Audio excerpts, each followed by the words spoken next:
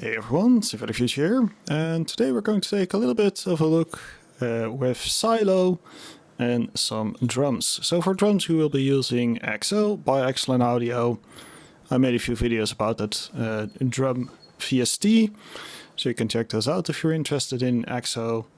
For now we're going to focus on silo, and we will be using the same beat I think for most things. So let me just quickly demo the beat we are going to use.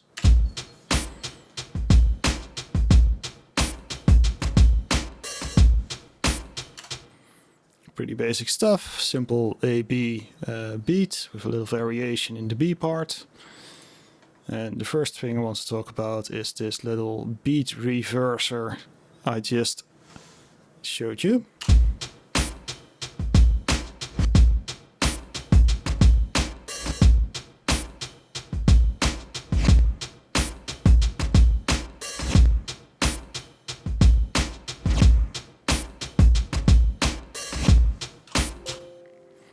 So how does this thing work? What we're using right now is pretty much the same trick as I use in a lot of stuff. It's just 1/8 grain size, 1/8 grain rate. And this makes sure that there is always a grain active and all the grains are at a normal distance compared to our source material. So if I would not change anything in the grains, it would actually just double up on the sound we're playing. The next thing we do is we use the mask to only create a grain every 8th count, and this is done by putting it at 12.5% because that's 1/8. And then we use a little bit of spread just to create a little bit of stereo width, and we put it to 100% reverse chance. So every grain it generates will be a reversed grain. The shape of this grain, we use the explode type because it has a nice little slope. So it picks up in volume nicely, a little bit like a swoosh. We don't use any freeze. We could to make it a little bit louder, but it's not really necessary. And buffer size is actually not very interesting. Just depends on how fast you pretty much want the graphic to move. But for a static beat it doesn't matter.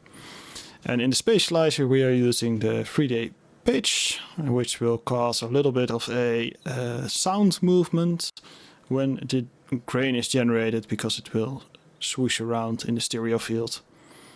Medium distance, high velocity, because we want a quick swoosh, and a bit of reverb to top it off. And what you end up with is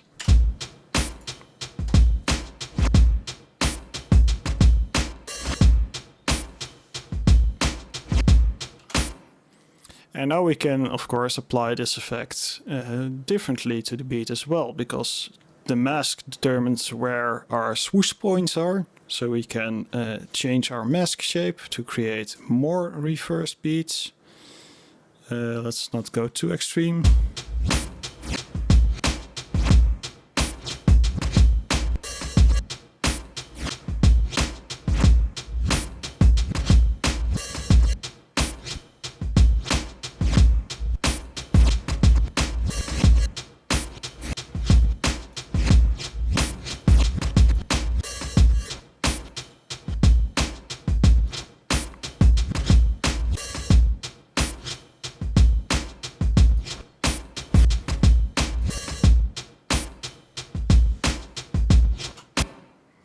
You could automate this with your DAW to create either a very predictable pattern by automating it to switch to a certain setting every determined time, or if you have a DAW that allows you to put a sample and hold on that, that would be pretty cool to create very unpredictable beats.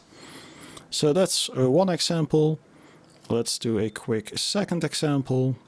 And that's the beat repeat. Now this works with the T offset mode, and T offset mode makes sure that the playhead is always behind the right head, so you get a delay.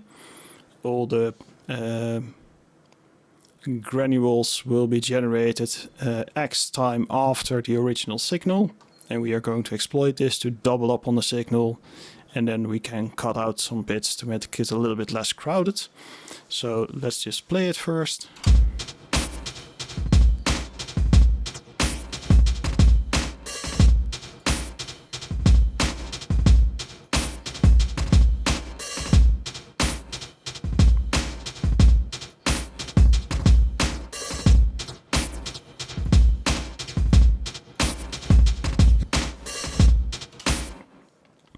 So T-offsets makes sure that there's always a set delay between the original hit and the grain being generated.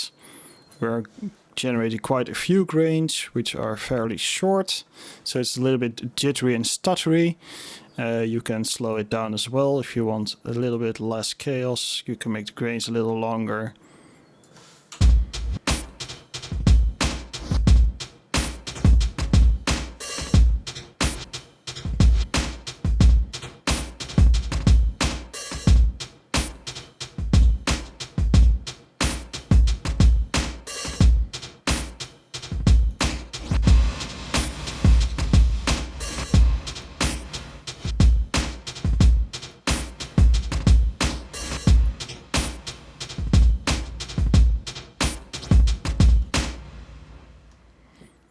And this is pretty cool because it allows you to create some glitchier beats. Once again, this would definitely be something where you could automate, for instance, the mix. So you can have a steady beat playing, and every so often you kick in silo to create a little bit of an unpredictable little bonus thing. Of course, you can also use the mask to limit the amount of times this effect happens. Just for the sake of demonstration, let's do a full wet.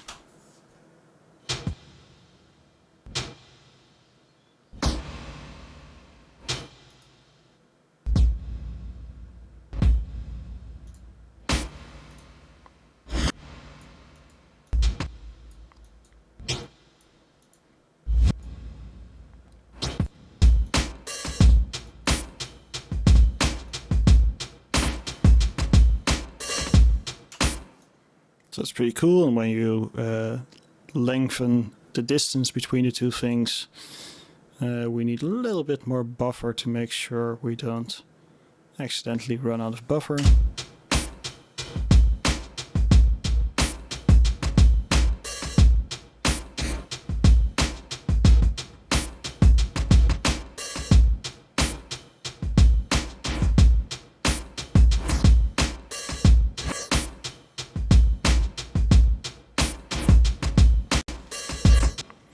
So now we're getting into a very nice, steady, glitchy beat.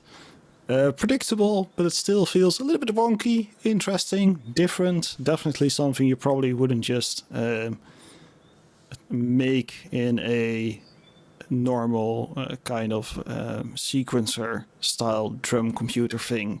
So I think that's pretty awesome. And you can go completely bananas with this. Probably smart if you're going to really push it to render out your result and slice it into your existing beat. You could probably make some really glitches and use those as fills or variations to your beat. I think that would be pretty awesome. You can experiment a little bit with the shapes to create a little bit of a different style. So let's crank it a little bit, go a little bit through the motion. Let's see what we end up with, and I'll end the video with that.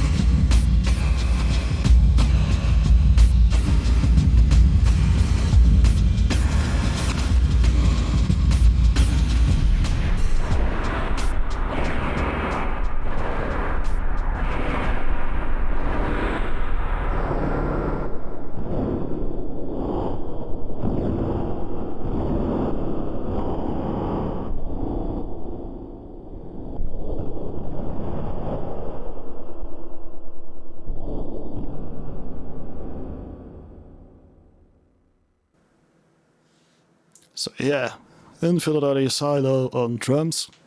Very cool. Hope it gave you a little bit of inspiration, some ideas to play around with, and I'll be back with this series and we'll do some other examples. Maybe even a little bit more of this madness we had going at the end, because I think it's pretty dope to have all these textures and grains and reverb going really strong. So yeah, I hope you enjoyed the video. If you like more of this content, check out my channel, follow along, and see you on the other side. See ya.